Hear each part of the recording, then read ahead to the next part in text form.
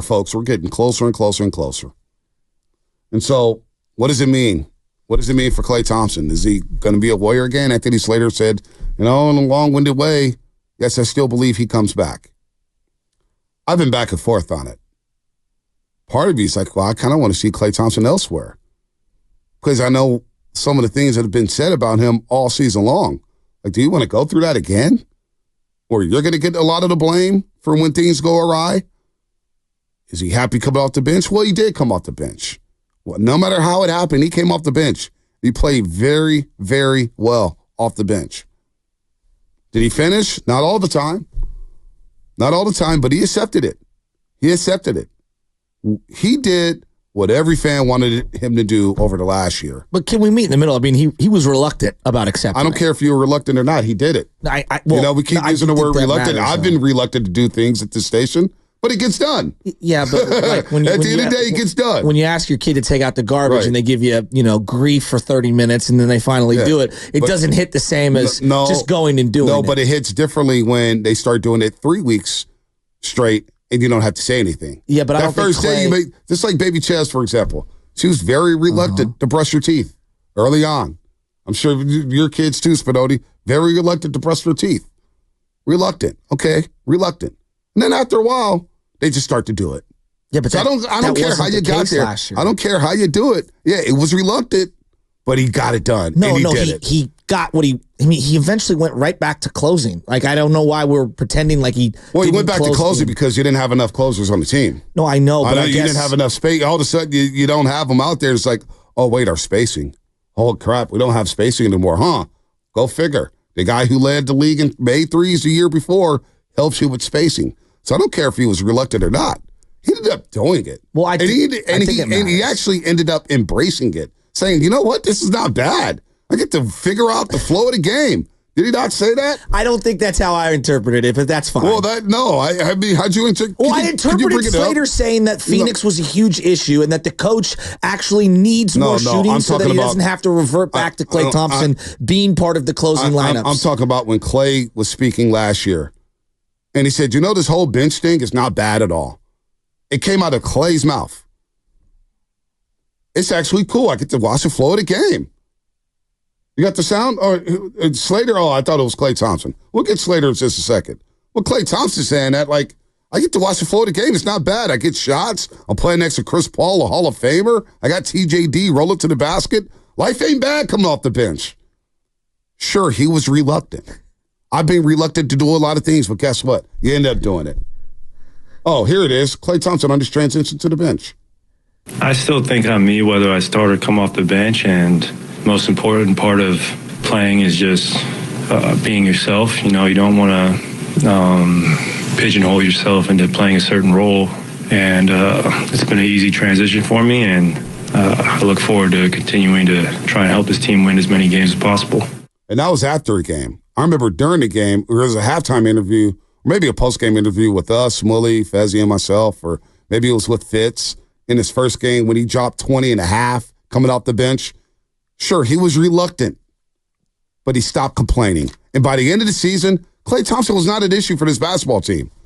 I know it's tough to say. Well, I mean, the whole team was in it. Like, that he had a bad closeout game, and it's not all on him, but like, he's one of many things that didn't go the way they wanted to. We're not going to see eye to eye on the Klay thing, and that's okay. No, I don't know what we're not seeing eye to eye on. You keep using the word reluctant. He cares about finishing because he still thinks he is good enough to finish on this team and be a difference in terms of winning and losing. And I feel like the coach and some of the other elements of the team are saying like, nah, actually no. And I think it's going to be really difficult for him to sign back up for that and for them to break that feeling that he has. Well, number one, on this team, who should be closing ahead of him? I mean, on this team, let's just be real. Right now, on this team, I mean, on this team, they're not good enough. But that's kind of where we're at. Steph Curry, Draymond Green. I mean, that can make an argument that I don't even know if Dre should close every single game. Well, that's ridiculous because he's your best defender, so he needs to be on the floor in his IQ. No matter what, and I got my issues with Draymond Green. We all know that. But come on, man. Draymond Green is one of your smartest players on the floor. They were the 10 seed. But you're saying, and we're just talking about finishing. I know what they were. I know what they finished. I know how they finished. I know what their record was. I watched every damn game, forward and back, twice on Sunday. Like, I know what they were. But let's stop with the Draymond's going to finish for you. Like, he's finishing in that Final Five as one of your better defenders on this team. He is. Who's better to finish on this team over Klay Thompson? Currently constructed from what we've seen last year, when you said, hey, he ended up finishing games again. Well, it's because you didn't have enough shooting. Well, I understand that. You didn't have a consistent Andrew Wiggins. I'm hoping that with this offseason, they can build a better roster around so that they're not relying on Klay Thompson to close games. And I don't know. I just don't know if that's a role that he's, going to love. And I think the chemistry is very, very important to even the last couple of years of where we've been at. I do think that is an element that they need to, they need to figure out. You know what? I don't even know how we got here with Klay Thompson. I really don't. It's been very interesting to see how this has played out just from a fan standpoint. But he did everything that you guys all wanted. I heard you. I heard everybody. Brian, Paula, I heard everybody. He needs to come off the bench. Well, eventually he did. He can't finish. Well, at times he didn't. He doesn't have self-shot discernment. Well, he did. He did everything that all you fans have screamed about, that bitch and moaned about. He did all those things. And we're still complaining, finding things to nitpick about a 4-time champ. I don't get it. He took less minutes. He played 28 minutes a game. Once the All-Star break hit, played 28 minutes a game, shot better, scored better, had a great rapport with TJD, and yet we're still finding things to say, well, Klay this and Klay that and Klay this and Klay that. We're trying to read his mind here. I just don't get it. We've been doing this for 2 years. I don't get it. And they have bigger issues than Klay Thompson. No doubt. But part of it is why I want Klay to move on. If I'm just as a Warrior fan, I want him to retire as a Warrior. But part of me is just like, man, just move on. It's the best situation for you and the best situation for this fan base. I don't get it. I don't know how we got here. He did everything that the fans wanted last year, right? Did he not do it? You keep using the word reluctant. I've been reluctant to do a lot of things in my life. You end up doing it, right? Your kid, LJ, is going to be reluctant to get his diaper changed. But you know what? At the end of the day, that diaper got changed. Right? That's not the correlation. Like he's a legend, but he's not even close to the same player. And he in his mind, I think he thinks he's better than he is currently. And I get it. And I am empathetic to the situation that he's been presented. And I disagree with that, because how many times we've seen him sit at the podium saying, having these conversations with Steve, I realize where I am. I was chasing All-Star games and trying to chase my past self. I was trying to chase my ghost. I realized that maybe I'm just not that guy. He told us that in pressers. Yeah, he had those heart-to-hearts. So I just hope he moves on. I'm at the point where I'm just tired of talk. I'm tired to talk about him. I'm tired to talk about Draymond Green and what he said on the podcast. I just want to get back to basketball at some point. Even everything in the world. I was talking to somebody yesterday about this. Whether it's the WNBA, whether it's the NBA, nobody wants to talk about basketball anymore. They want to talk about everything that's happening around basketball. It's just so strange, the dialogue these days. Here's Anthony Slater on what Klay's role could look like with the Warriors. I think it's at least a willingness that he's coming off the bench. Steve Kerr even said it. I was surprised he was so public about it in his exit interview. That he wants to play Klay less, and the fact that he said they need more shooting so he can play Klay less, right? Because one of the appeals of Klay is you put him on the floor, you have better spacing. Yeah. This team really lacks spacing when he's not on the floor. Yep. So probably in an ideal world, especially if we're talking about like a 3-year Klay deal. It transitions into him in the 6-man role that he was pretty good in, the 6th, 7th, 8th man type role, where it is some nights 22 minutes and some nights 32. It's some nights take the night off. What did he play last year? 77 games? Klay, here's Anthony Slater on where Klay's frustration with the Warriors stems from. This has been a storyline for years that Klay, because he missed 2 seasons and got paid max money, owes something to the Warriors. And you heard it in his exit interview answer, if people can remember it, but it's like, think about, it's kind of like think about all I did for the organization all up until the moment that I tore my ACL in Game 6 of the finals. And I think he was kind of expressing frustration that it's even a topic that, like, he owes them something because of what they did way down the line. And yes, Draymond brought that up, and Draymond has a tendency to be very talkative, and still is. I know you guys talked yesterday about, what he said recently on the pool thing. I don't think it's like some deeply directed at Draymond per se, and then I think it's more frustration with the idea of, that storyline, and like he owes something to the Warriors this summer because of what happened in 2009. Yeah, I don't think that's fair. He doesn't owe anyone anything per se. And I don't think that the Warriors gave him some compensation package, gift because of his injuries. No, I don't think that's a fair summation. Here's Anthony Slater on Klay not feeling like he's being prioritized. I mean, all the way up until now, it's not necessarily that Klay Thompson has been priority number one. Locking down his future is not necessarily priority one for the Warriors. And you can, from a cold-hearted business perspective, I think you can understand that from the Warriors side. But, Klay Thompson is Klay Thompson. And, he has pride in what he's built with the Warriors, who he still is in the league, what his statistical resume still says he is. And I think there's a fair, you want to be prioritized. And I don't think necessarily, the Warriors management all the way up into the top has, from day one of this, they did with other people over the last couple of years, said, we have to do whatever it takes to make sure you're here long term.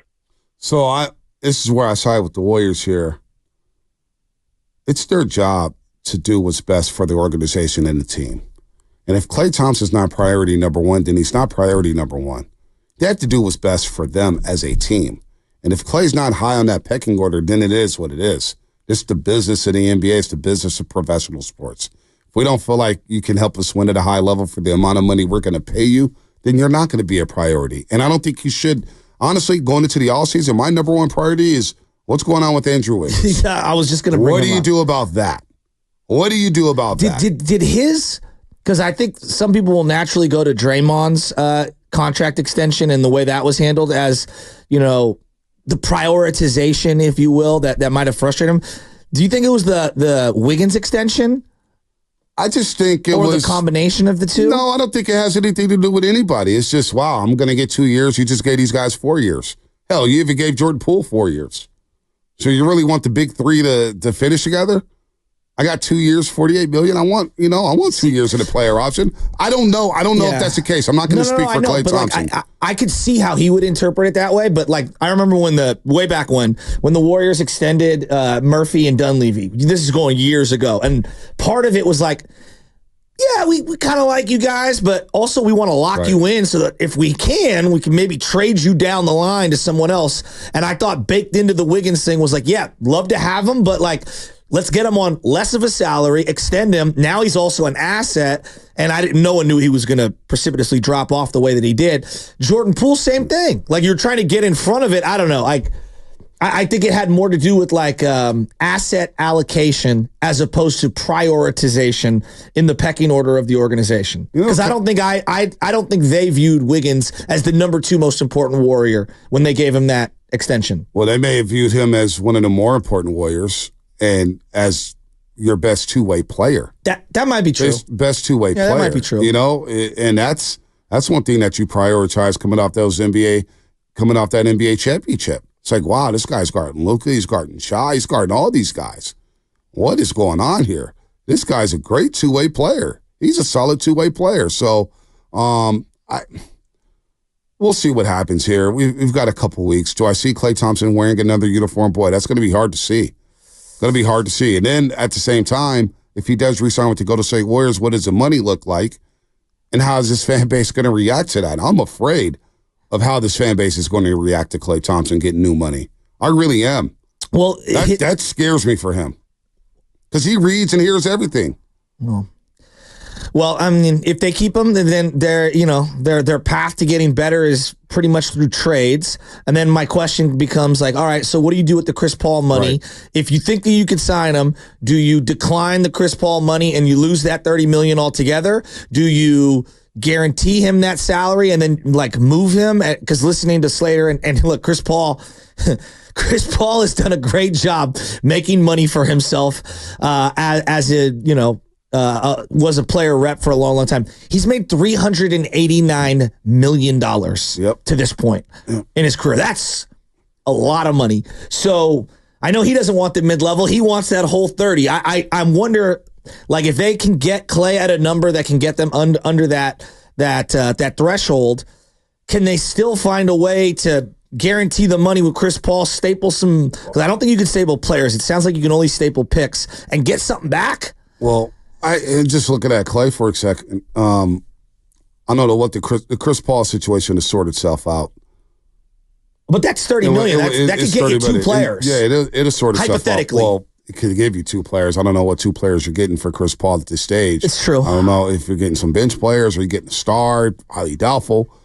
But if Klay does move on, you're not getting a star. Now the priorities may shift. If Klay says, "Hey, I'm moving on. I'm going to another team," then all of a sudden the priority is not only Andrew Wiggins figured out what's going on with him, but you need shooting. Yeah, you need spacing. I still think you need shooting. You need a threat of shooting. Yeah, and that shooter may not be Klay Thompson, but you need the threat of shooting from somebody. And who's out there? Luke Kennard, are you ready for that? I don't know. It would be ironic. It would be ironic that the team known for shooting, fizzles out in terms of the dynasty because they don't have enough shooting. Yeah, I mean that's rife with irony. Yeah, I don't know what's going. And where do you find it? Because sometimes you get shooters who can't defend. Sometimes you get defenders who can't shoot well enough. Right, one-way players. And that's the other thing with Wiggins not defending at the level that he was defending at 2 years ago. Kuminga, as a weak side defender, still needs some work, but on the ball, he's solid. Draymond Green is not the same defender he was, but he's still very above average when it comes to defending. But in terms of guarding fives day in and day out, his back can't hold up at this stage of his career. That back is bulky. I'd never forget Barry Babers-Green telling us during the Boston series in the NBA Finals, y'all have no idea what he went through with that back injury. So you got to think about that. Gary Payton II, where is he at? He couldn't stay on the floor last season. Pods, is he a defender at this point? I didn't even think of GP2. Pods, where's he at as a defender? Well, so when we talk about defending at a high level at the point of attack, you still need help there. This is going to sound like I'm critiquing Pods, and that's not what I meant to do. But if they think the starting backcourt of Pods and Curry is, and again, I don't know, maybe he starts and comes right out and he doesn't close or whatever. But if they think that that's good enough in terms of a backcourt offensively and defensively, it's not just one end of the floor, it's both ends of the floor. Man, you are really asking for a leap from Podziemski that I just can't envision. He's a really good player. I like him as a six-man point guard. Your backup PG, setting things up. I really like him. I think you could play him at stretches alongside of Steph. I got to see who the other three guys are that are out there. But I don't love that as a starting backcourt. Nah, it's not defensively. That you're asking for trouble, especially if you don't have rim protection. That's what I'm saying. If you don't have rim protection and they're your starting backcourt at the point of attack, it could be a problem defensively. It could be a big, even though they both issue. Rebound well. Right. It could be a big